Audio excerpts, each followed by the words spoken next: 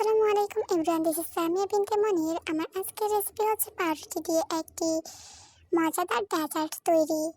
প্রথমে আমি লিকুইড মিল্কের মধ্যে গুঁড়া দুধটা মিক্সড করে নিচ্ছি। এখানে লিকুইড দুধটা জাল করা ছিল।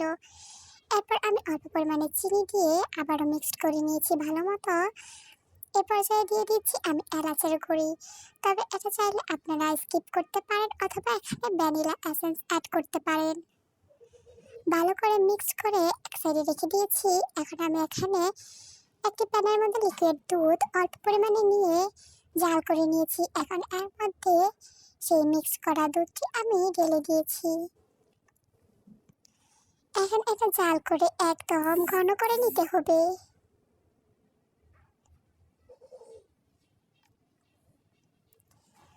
অল্প আছে নাড়তে নাড়তে জাল করে আমি একদম গাঢ় গাঢ় করে নিয়েছি।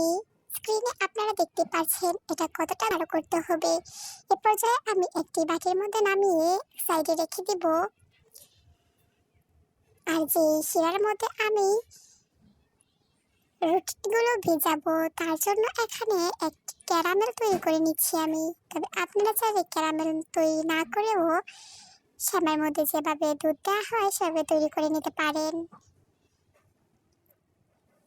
ক্যারামেল তৈরি করার কারণ একটি, এখানে স্মেলটা সুন্দর আসে এবং দেখতে খুব সুন্দর দেখা যায়। ক্যারামেলের মধ্যে এখন আমি দুধ দিয়ে অনবরত নেড়ে ক্যারামেলটাকে দুধের সাথে মিক্সড করে নিব। মিক্সড করা হয়ে গেলে এ পর্যায়ে আমি দিয়ে দিচ্ছি একটি তেজপাতা এবং কিছু সাবুদানা। আপনারা চাইলে সাবুদানাটা স্কিপ করতে পারেন, চাইলে এখানে আরও অন্যান্য গরম মশলা অ্যাড করতে পারেন। এরপর দিয়ে দিয়েছি আমি পরিমাণ মতো চিনি।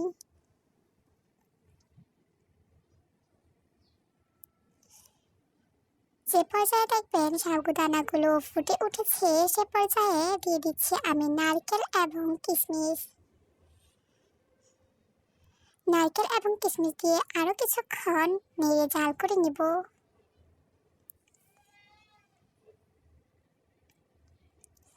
একটি সাবুদানা উঠিয়ে আমি দেখিয়ে দিচ্ছি এটা আর কিছুক্ষণ চুলার উপর বসানো থাকলে সম্পূর্ণ ফুটে উঠবে।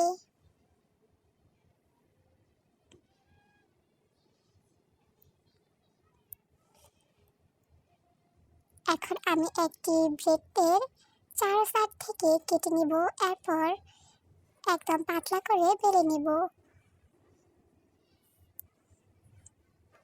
একইভাবে আমি 4টি ব্রেডের স্লাইস তৈরি করে নিয়েছি।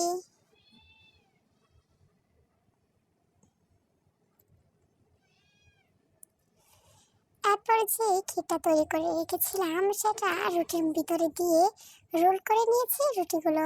আর যে মিল্কটা আমি জাল করে নিয়েছিলাম সেটা এ পর্যায়ে রোলের উপরে আমি ঢেলে দেব।